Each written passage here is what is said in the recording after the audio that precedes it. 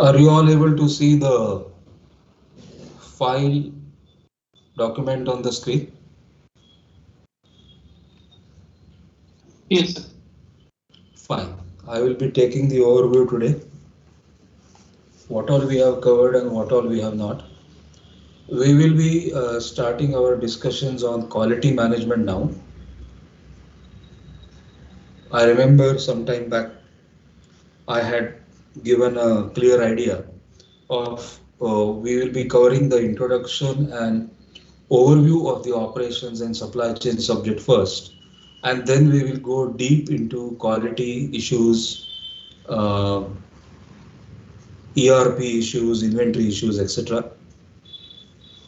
So, in my opinion, I sincerely feel that you all guys have already started reading the books on operations, supply chain, maybe procured them in the e-book format from the library, or if not in the e-book form, always better to order a book on Amazon, and even used books are also available on Amazon. The best book suitable for operations management for your course is by Professor Mahadevan, B. Mahadevan, which is I am Bangalore. And there are many textbooks and many reference books on operations management. Now we'll just see what all we have covered till now. We covered the introduction to operations and supply chain management. We covered, now I'm going to highlight these issues. Actually, I am not able to highlight because this is a pasted image. So I am not able to highlight, but I will read it out one by one. And if at all anything is remaining, then you can point me out. We started our discussion with the introduction to operations and supply chain management. Definition, we described the science of operations and supply chain management. We discussed the concept of operations and supply chain management. We also narrated the significance and functions of operations and supply chain management. We also got ourselves convinced about why this science is so important and how does it really play a role, or what role play does it do in optimizing our resources. We also agreed that our main resources are man, machine, methods, materials, and money, which are extremely important when it comes from the optimization viewpoint.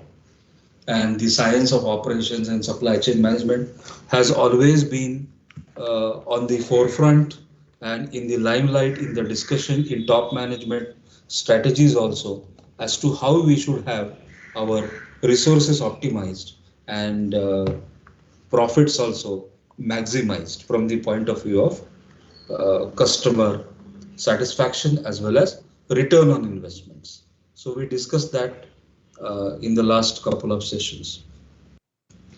If you remember, we had some sessions on physical distribution and logistics management, or what do we mean by logistics? What are the different modes of logistics? We discussed there are four main modes of logistics: rail, road, air, and sea. And we also took a session, if you remember, on costs associated with different logistical issues in supply chain and operations management. We also, if you remember, said that logistics can be further divided into two types: internal logistics as well as external logistics. And we said that internal logistics is mostly done by something called material handling systems or automatic guided vehicles. The one which we see in our factories, like forklift trucks or cranes or internal vehicles, trolleys, etc., or material handling belt conveyor or leather conveyor systems. So there are two ways of doing logistics. One is external, second is internal. Internal logistics is mostly concerned with movement of materials, methods, money, machines internally, and external logistics is more or less concerned with sending the material outside our factory. So we spoke a lot on logistics. Next is we spoke about physical goods and services, and we also spoke about non-physical goods and services, that is service operations. We have not yet started our discussions on quality, will be shortly starting.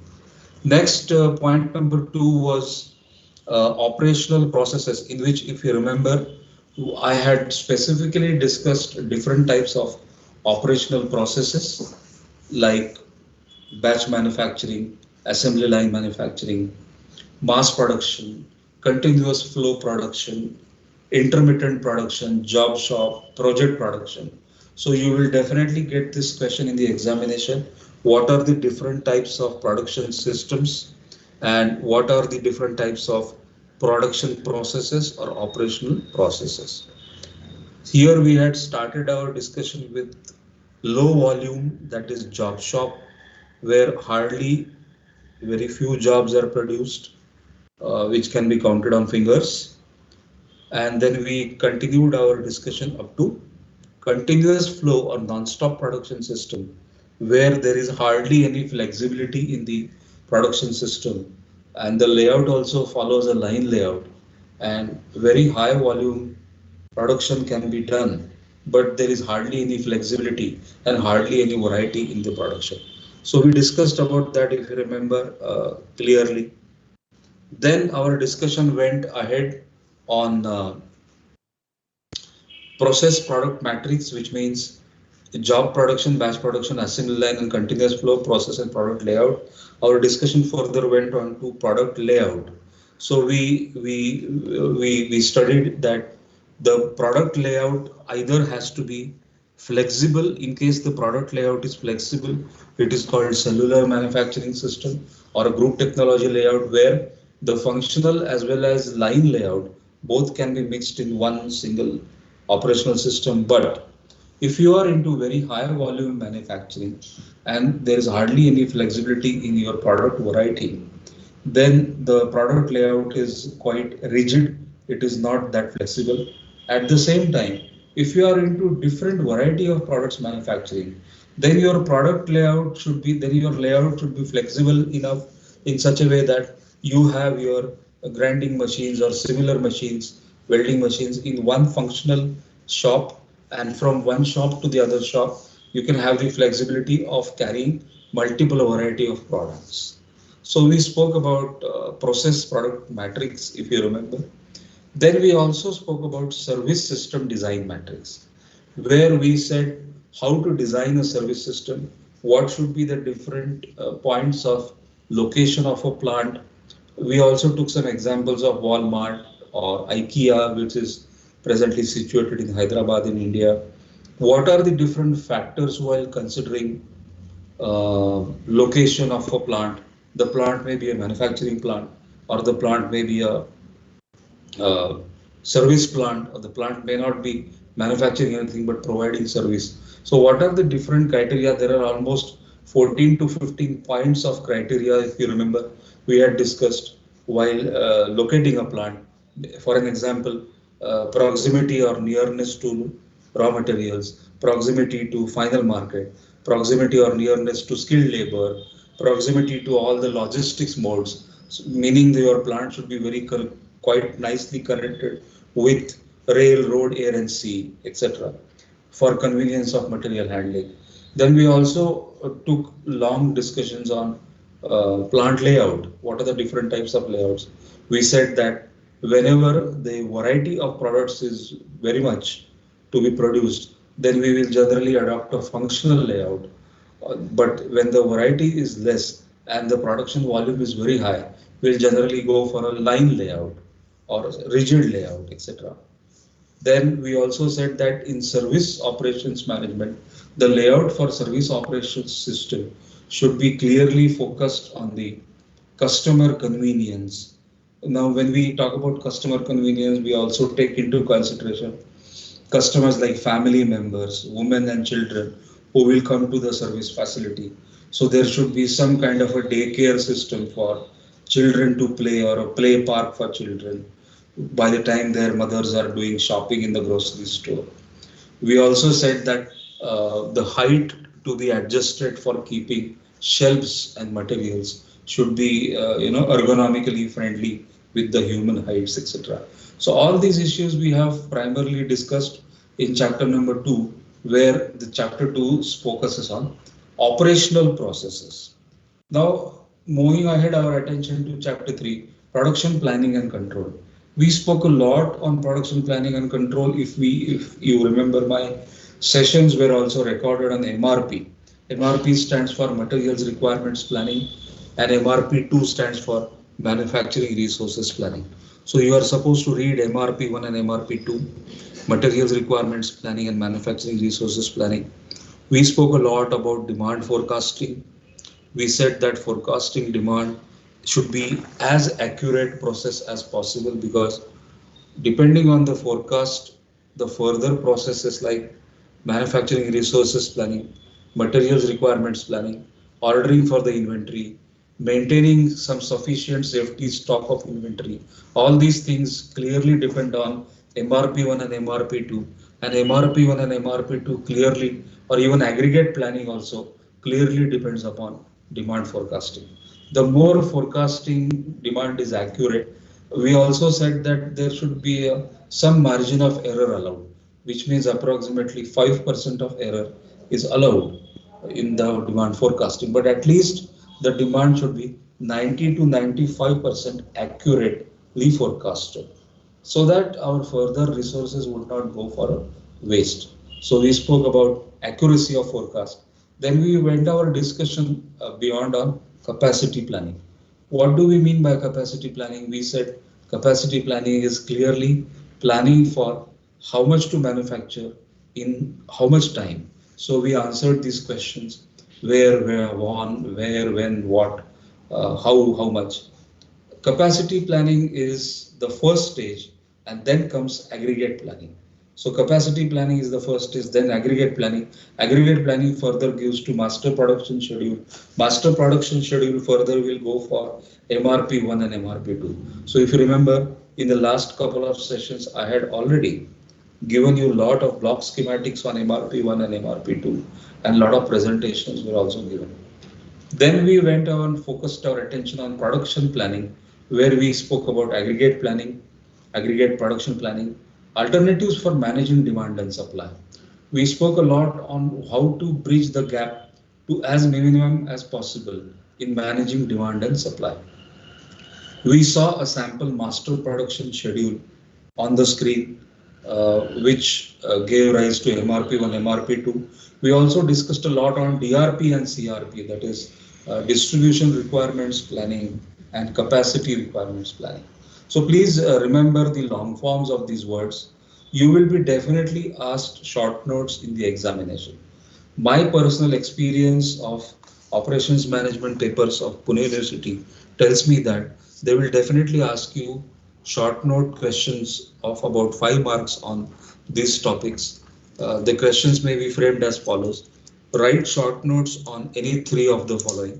They will probably give you 5 options or 5 choices, out of which you have to write short notes on 3. So they'll say MRP1 and MRP2. You'll have to explain MRP1 and MRP2 by a block diagram. You cannot just say MRP1 stands for manufacturing resources planning or materials requirements planning. You have to show them in a block diagram. You have to tell them, you have to tell the examiner what is the first stage of MRP, and that is MPS. What is MPS? Master production schedule. What is the first stage before MPS? That is production planning or aggregate planning. What is the first stage before aggregate planning? Capacity planning. So you have to write all these things in block schematic file. You see, first is factory planning or strategic factory planning. Next is capacity planning. After capacity planning comes aggregate planning. After aggregate planning comes master production schedule. After master production schedule comes MRP1, MRP2. Then manufacturing resources plan, materials requirements plan. They are fit to the ERP system. The ERP system will generate orders. The orders will be issued, purchase orders will be issued to the suppliers and vendors. Then there will be internal orders, which will be issued to the production department. The production department will be asked to start production, and the inventory will be supplied to them just in time. So you will be having these kind of short notes. I'm telling you, it is my 100% experience. They will ask you questions on MRP1 and MRP2 short note for 5 marks. They will ask you to write a short note on just-in-time and lean principles. which is a part of quality as well as Toyota Production System.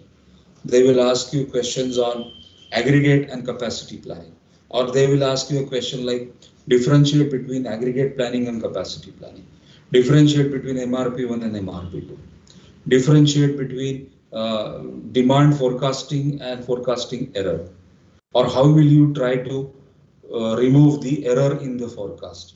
These types of questions they will definitely ask because they want all of you to become good operations managers.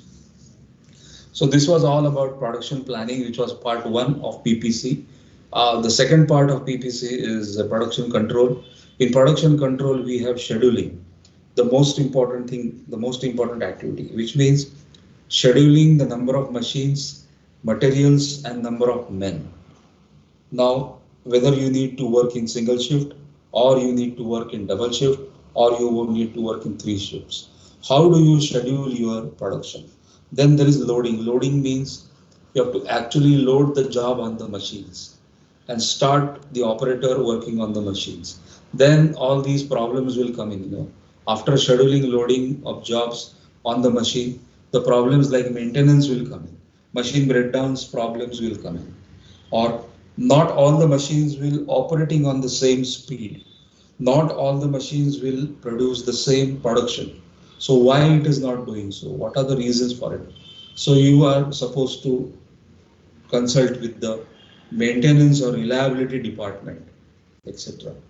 So these things were covered under production planning and control. The next topic was inventory planning and control, where we are supposed to, we already discussed, if you remember, ABC analysis. That is always better control. In the ABC analysis, we convinced ourselves that 70% of the total cost of materials, raw materials, is consumed by only 10% of the raw materials, which are very, very costly. As an example, we said when we produce a car, the costliest thing in the car is the engine assembly and the gearbox assembly or the transmission assembly. And we also said that under ABC analysis, the C category items are present almost 70% in population in any product, but they hardly consume 10% of the total cost. So we gave an example. We said the C category items can be plastic items, plastic washers, nuts, bolts, aluminium washers, nut bolts, springs, etc. Or even consumables like lubricants, grease, oil, etc. Or levers or cables, electrical cable harnesses. They don't consume much of a cost. So we spoke about ABC analysis. Then we also spoke about something called VED, that is vital, essential, desirable analysis of inventory, HML, high, medium, low, FSL, fast, slow, non-moving, etc. We are yet to solve some problems on EOQ, which we'll be solving. A separate presentation on EOQ and EPQ is being lined up, which I will be sharing with all of you. We also spoke a lot about inventory systems. We said that inventory is consuming the maximum cost in production operations management. We got convinced ourselves that inventory consumes approximately 50 to 60% of the total cost of raw materials. Then there are different types of inventories. If you remember my presentation, I gave you a presentation on what are the different types of inventories. Inventories are classified into 6 different types: raw material inventory, semi-finished goods, work in progress, finished goods, goods in transit, and goods sold, or inventory which is already sold to the customer. So inventory can be classified into 5 to 6 types. We said that. The next thing we discussed was supply chain management. In supply chain management, we defined what is a supply chain. We also saw in block diagrams what different activities go into making a supply chain.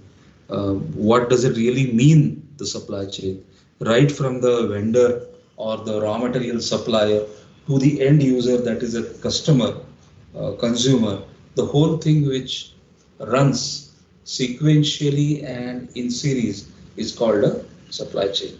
So here I would like all of you to ask me questions, whatever you have in your mind, because today the attendance is of 18, including myself, so there are total 17 attendees.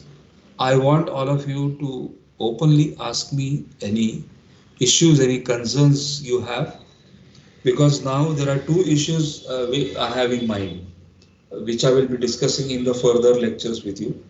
See, in operations and production management, or operations and supply chain management, the most important thing is quality. And in supply chain management, the most important thing is inventory management.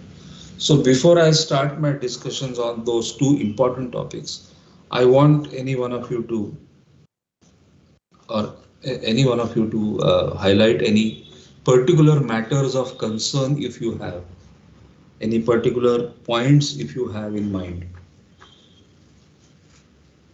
Please don't hesitate. You can go ahead and ask, or otherwise I can start a presentation on quality management, which I will share with you. So now I think I'll start speaking on total quality management.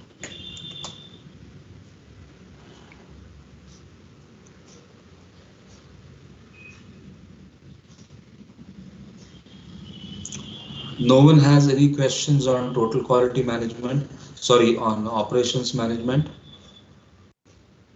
Anyone has any questions on operations management? No, sir.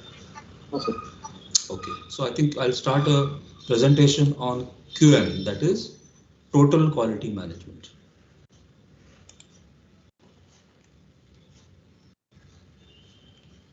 So today we'll discuss what is total quality management, and our discussions henceforth will be on quality and operations inventory management. So this is my total quality management PPT, which I'm putting full screen. Are you all able to see the title total quality management? Yes, sir. Yes, sir. Yeah. So the issue or the topic under operations and supply chain management, although it may be said to be quality management, for me it is not just quality management, it is total quality management. So let me inform you, let me educate you as to what do we mean by total quality management. See, total quality management is an integration of all the issues that you take into consideration for improving the quality of your product. So what are the basics of TQM? Involvement and empowerment. The first, see, the word is total quality management. It encompasses or integrates all the issues that we take into consideration for discussing and improving quality of our product or service both. So the first basic of TQM is people involvement and people empowerment. Since we are learning business management, we have to understand. See, you're all going to be students of business management and managers for managing the business wherever you are placed. In business management, you have to get your people involved. Not only get them involved, but you also have to empower them. Remember that. What is the meaning of empowerment? Now, I want someone of you to tell me the difference between delegation of authority and decentralization of authority. You guys have already learned principles and practices of management subject. What is the difference between decentralization and delegation? Can anyone tell me? Sir, आपल्याकडे जी authority Speak in English. Speak in English so that everyone understands. so the authority I am having, I am giving to others, that is delegation, Mhm. to get work done efficiently and within limited time. Okay, so you mean to say the authority that you have, you are sharing that authority with the junior. That is delegation. Yes, sir. And what is decentralization? Sir, that is distribution of powers I at see. various levels. Let us take an example. See, it's a good example you gave. Nowadays, we know that the admission process for engineering, management, architecture, pharmacy, and all the technical courses are centralized. So there is a central body called Directorate of Technical Education, DTE, which sits in Bombay, which is the capital of Maharashtra. So whenever you are applying for any course, you are asked to give minimum 5 choices. Now, suppose there is a cutoff out of 150, the CET test is there, and there is a cutoff of 135. So, if you score 135 or above marks in the CET beyond the cutoff point, then you will get the choice of the college you have opted for. But suppose if you do not score the cutoff point, then you are given 5 choices of the college. Now, among those 5 choices, the authority which is having the centralized power will be allotting you the college. You will not be given any choice. That is why they ask you to give your choice in ascending order. That is first choice, second choice, third choice, fourth choice, and fifth choice. So you will obviously say my first choice is going to be Pune, which is my native place. My house is in Pune. My second choice is Bombay because Bombay is quite close to Pune. My third choice is Satara because Satara is hardly 2 hours from Pune. My fourth choice is Ahmednagar because Ahmednagar is only 2.5 hours from Pune. And if all these things are not working out, then my fifth choice would be Nasik or Aurangabad, which is about 5 hours from Pune. So when you are giving this hierarchy of choices, there is an authority called centralized admission cell who will be putting your and all the people who have scored in the list, and as per the scores you will be assessed for giving admissions or allotment of colleges to you will be allotted as per centralized approach. So what is centralization? Centralization means there will be one single office which will decide what is to be done. And what is exactly the opposite of centralization? Uh, Delegation of authority, which means suppose there is a board, there is a person called director of central education. The director will give further powers to his downline staff, and he will give authority to the downline staff to take care of the admission cell. So the delegation and decentralization are two different activities. Delegating an authority means you are transferring your power or authority to your downline. Decentralization means you are actually not keeping your authority concentrated at one place, but you are distributing the authority. So, as he rightly said, distribution of authority and transfer of power are two ways of. So, here in TQM, what I mean to say is, in total quality management, you have to not only decentralize but also delegate authority to your staff. That is why the first point which is said in basics of TQM is involvement of people and empowerment of people. Second is teamwork.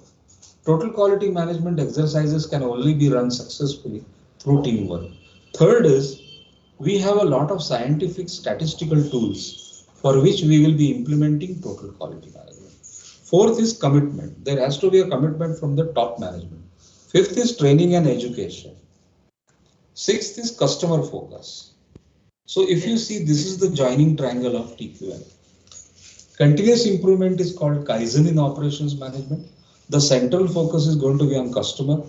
The bottom line or the foundation on which this TQM triangle is going to stand are scientific approach and teamwork.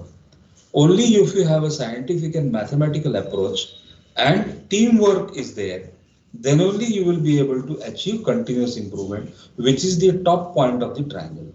And all these 3 points, if you are achieving nicely, then in the triangle, in the center, you will be focusing on your customer. Remember, the basics of TQM are scientific approach, teamwork, continuous improvement, also known as Kaizen in Japanese.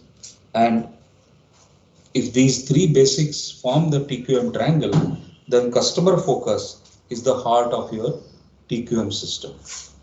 What do we mean by customer focus? Survival of any organization is dependent on customers. Customer satisfaction. Customers can be clearly classified into external customers and internal customers. I would say we have to go one step beyond and not only achieve customer satisfaction, but customer delight we have to achieve. Now, what is continuous improvement? A continuous improvement is taking a continuous feedback taking a constant continuous feedback from the output as to whether we are performing as per the technical um, characteristics, whether we are performing as per what we have promised or benchmark to the customers. So continuous improvement is a requirement for competitiveness to stay in the market, and it will focus on process and structure rather than results. Rather than focusing on results, let us focus on the process and improve the process at every stage. So we have that carrot and stick approach. When people perform, give them a reward. You know that very well, the story of the rabbit with a carrot and stick. If people perform, if the rabbit performs, he gets a carrot. If he doesn't perform, he gets a stick on the back. So you have to have that carrot and stick approach. Design your structure, design your process, see the outcome. If the outcomes are not as per expectations, have a carrot and stick approach. At the same time, when you are asking people to work in any process, you have to support them and stimulate their knowledge. In structure, you have to do strategy and design. See, what is teamwork? This is just a simple definition of what is teamwork. Teamwork is utilizing everyone's knowledge. We very well know the long form of team, right? What is the long form of team? Together, everyone achieves more. In management, we always keep on saying this. What is the long form of team? Together, everyone achieves more. So utilizing everyone's knowledge, everyone will be having some skill, everyone will be having some expertise in something. Shift away from internal competition. There should not be any internal competition. Why should we have internal competition? We should actually have a collaboration and not competition. Then involve suppliers as well as customers. We should get our suppliers as well as customers involved. And this is based on the old theories by Frederick W. Taylor. Frederick W. Taylor was known as the father of scientific management. He has given 14 principles of scientific management, in which teamwork is one of the major principles.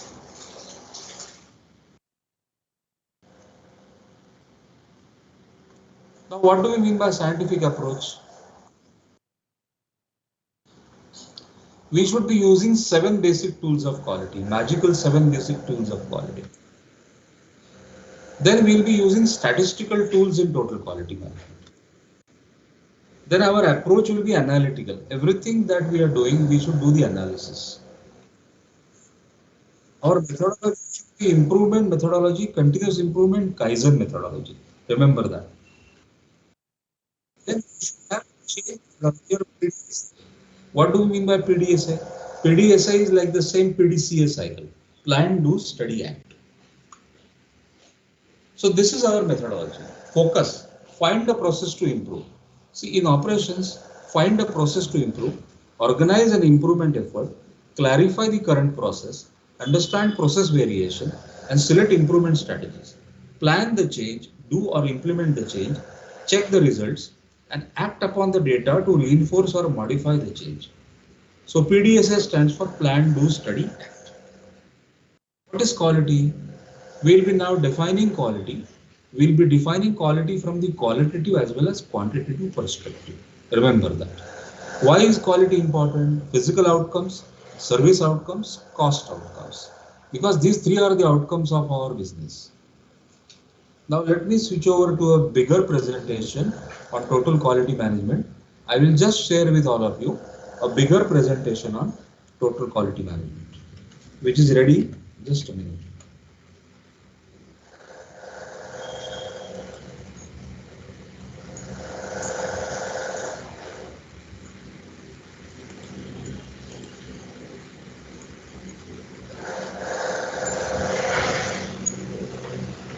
So here there is a wonderful book on total quality management. Let me just share with you.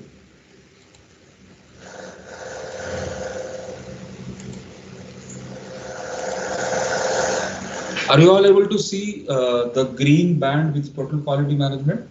This is a wonderful book on TQM. Yes, sir. Are you all able to see total quality management with a green band and orange band? Yes, sir. So there's an MBA student who's approaching the TQM book from the library. don't know why it is not opening. Just give me a minute. I don't know why the book is not opening.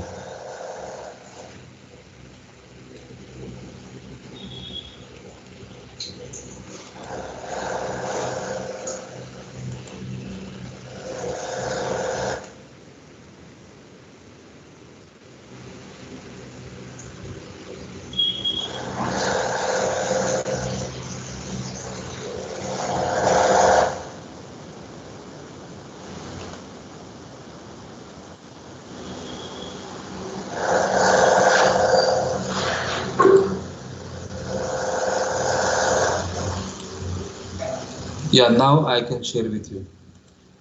Total quality management.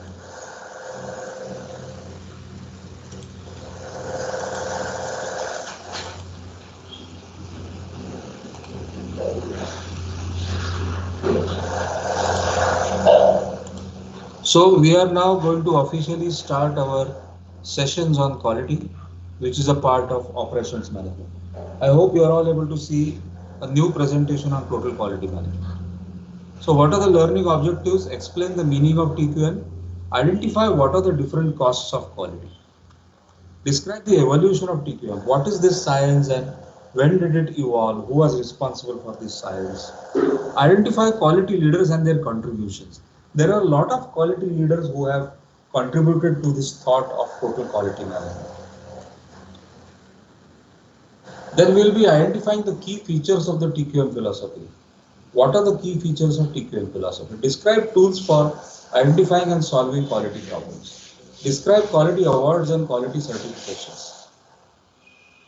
Now we'll be going to definition of quality. Definition of quality is dependent on the people defining it. There is no single universal definition of quality. 5 common definitions include, let us see, these are the definitions of quality. These are the definitions of quality. Please read. I hope everyone is able to see it.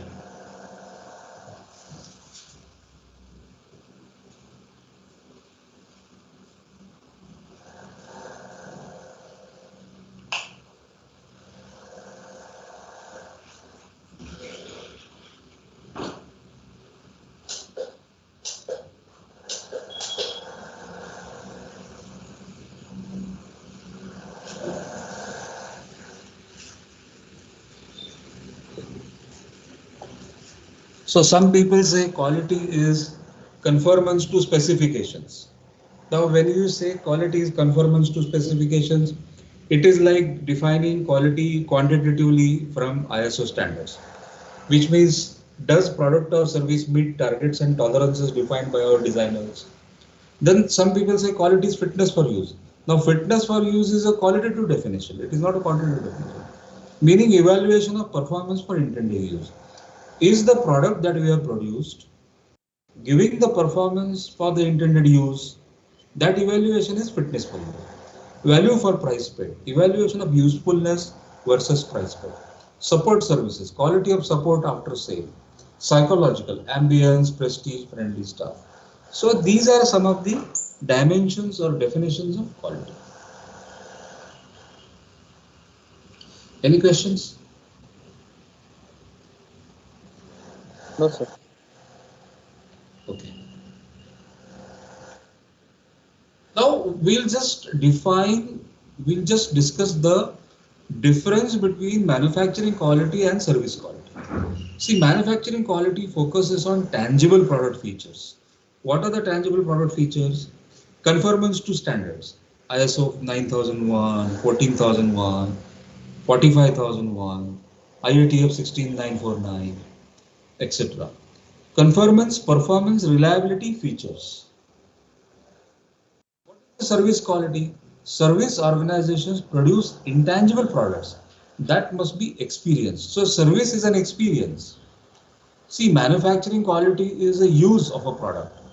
Service quality is an experience. So quality often defined by perceptual factors like courtesy, friendliness, promptness, politeness, waiting time, consistency. All these are service organizations factors, service factors. Now we'll define what is cost of quality.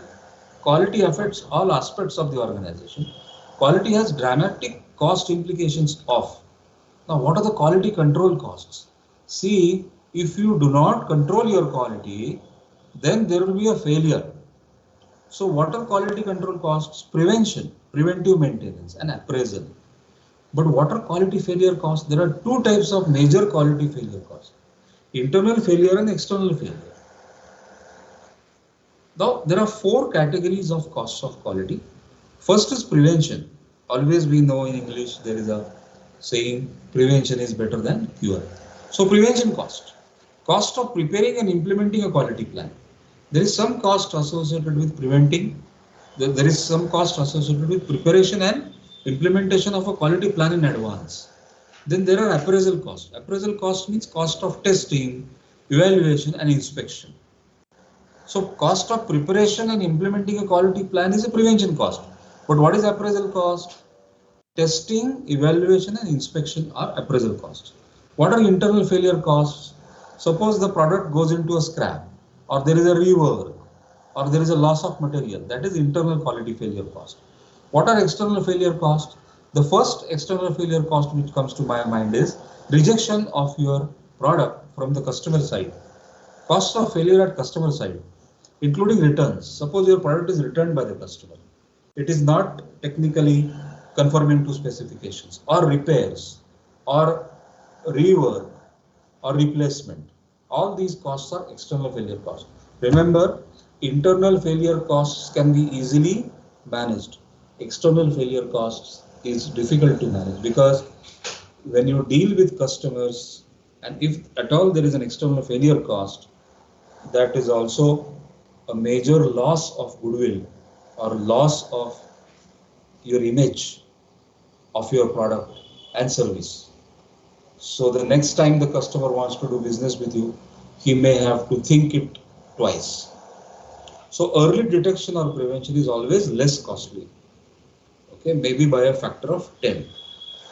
So instead of spending 100 rupees on repair or failure, you better spend 10. You remember that? Early detection or early prevention is less costly, maybe by a factor of 10.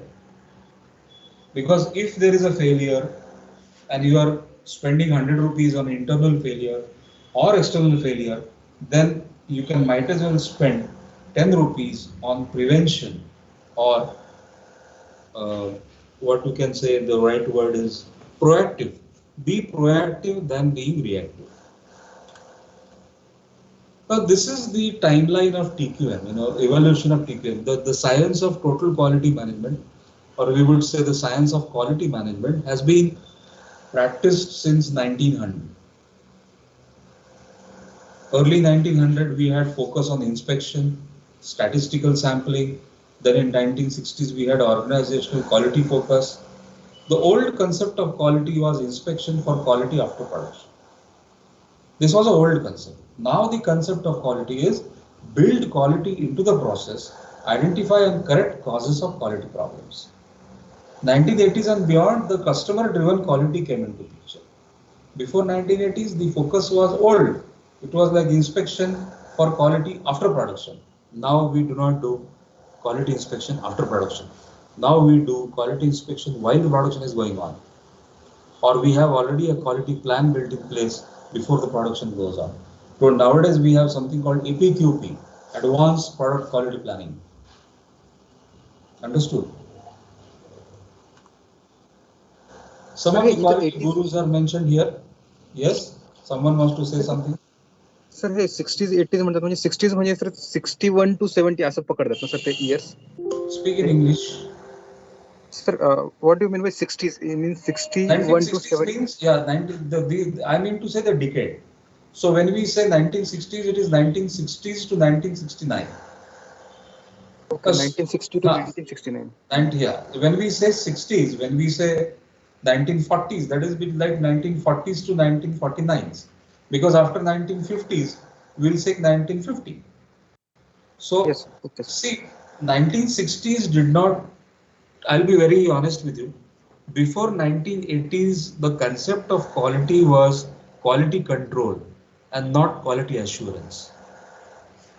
The concept of quality assurance came in only after Six Sigma and total quality management principles were introduced. Now, what is the basic difference between quality control and quality assurance?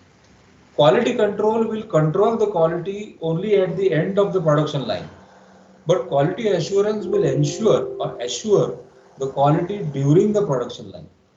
That is why if you see on this PowerPoint slide, after 1980s we have highlighted it green and white. It says customer driven quality.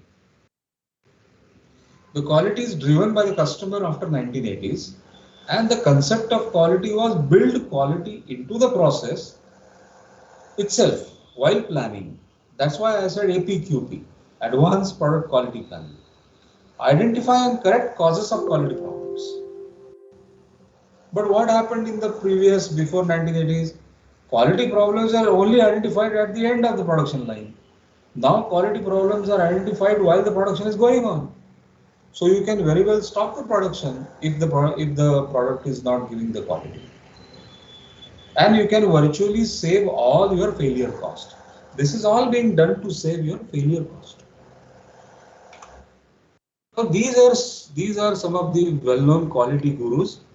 The presentation is seen on your screen. Go through it.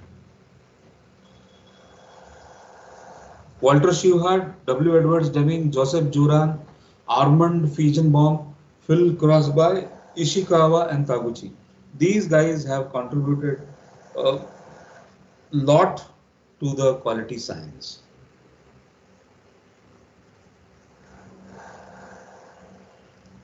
I want all of you to read the book on operations management.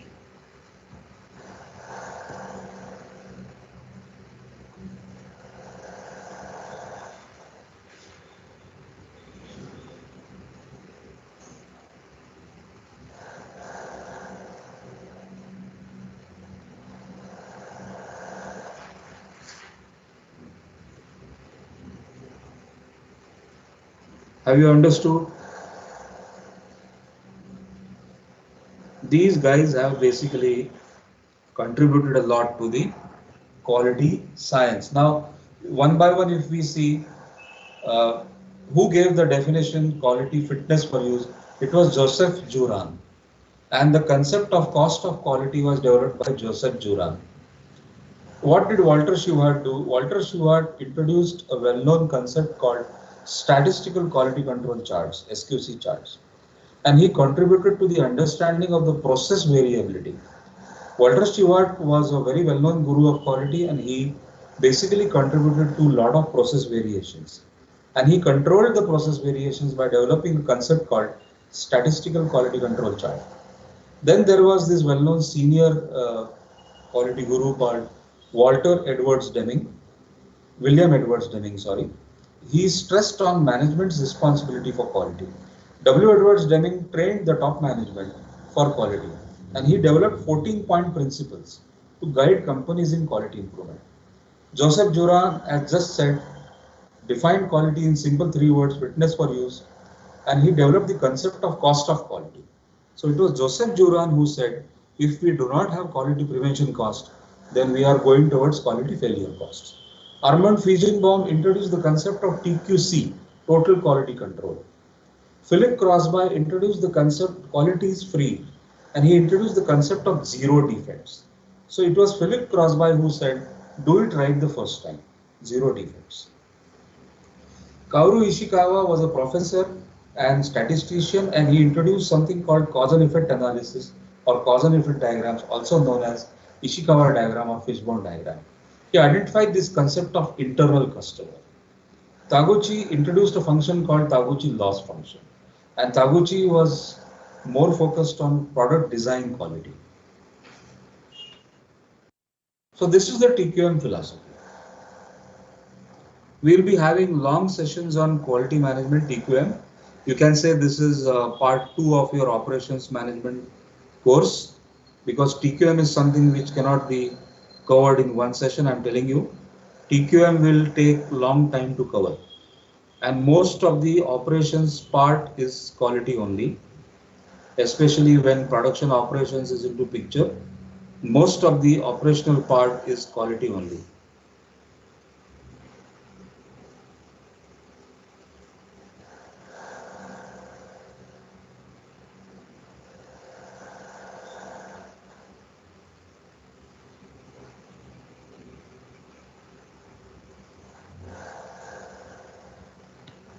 So TQM focuses on identifying quality problem root causes. TQM is a science which will focus on the root cause of the problem. It encompasses the entire organization. That is why the name of the subject is TQM, Total Quality Management. Complete, total organization is covered under TQM.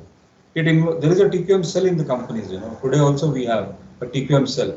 In Symbiosis, we had a TQM cell. I was the in charge of that cell. Involves the technical as well as people. So total quality management will involve technical, statistical, mathematical practices as well as people. Then TQM relies on 7 basic concepts. Remember, the TQM relies on 7 basic concepts. You may be asked this type of question in the MBA examination. What are the basic concepts of TQM? You have to write this. Number 1, customer focus. Number 2, continuous improvement or Kaizen. Number 3, employee empowerment or delegation of authority. Number 4, use of all quality tools, 7 quality tools. Number 5, product design. Number 6, process management. And number 7, managing supplier quality. These 7 principles are the TQM principles. Remember that. So we will be discussing each and every principle in detail, but in the next 5 minutes we will not be able to discuss all the principles. So we will stop here. We will stop here with the TQM 7 principles. In our next session tomorrow, we will discuss all the 7 principles one by one.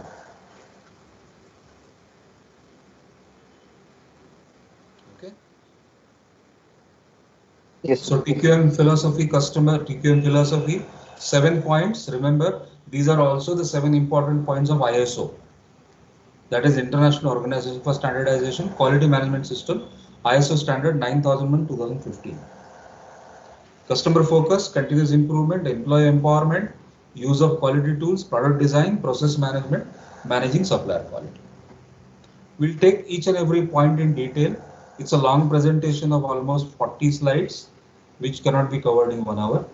We'll continue with our TQM presentation tomorrow. I will just take down the attendance now and send it to the academic coordinator. Are there any questions? I'm open to it. We've almost come to the end of the session. We hardly have 5 minutes left.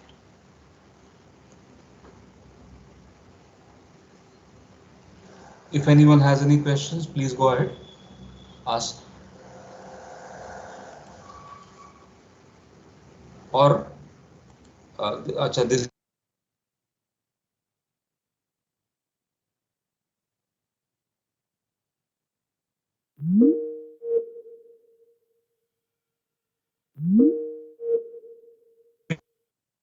Skip any point. Do not skip any point in the syllabus. The syllabus is a little vast because it also has supply chain. So start reading books on operations management and supply chain management, and do not, or these are, you can say, parts, part 1, 2, 3, 4, 5, module 1, 2, 3, 4, 5, and you will find all these modules described nicely in Professor Mahadevan's book, which is a textbook also prescribed by IIM Bangalore. For supply chain management, a very good book is there, written by Bauer, Sox and Kloss, or Chopra and Mendel. So with this, we stop the session today. We will continue with quality management and total quality management sessions tomorrow. Same time, I think we have a session Thursday, OSCM 204, 12 to 1 p.m. The timetable is just in front of me. So I'll try and complete my TQM presentation tomorrow. For the operations specialization people, I have sessions on service operations and supply chain early morning. For MBA semester 2 core course 204 OSCM, I have a session from 12 to 1 same time. So we'll complete with TQM tomorrow, and then we'll further travel to lean management. on quality management lean principles. Okay, thank you all. I am now logging out.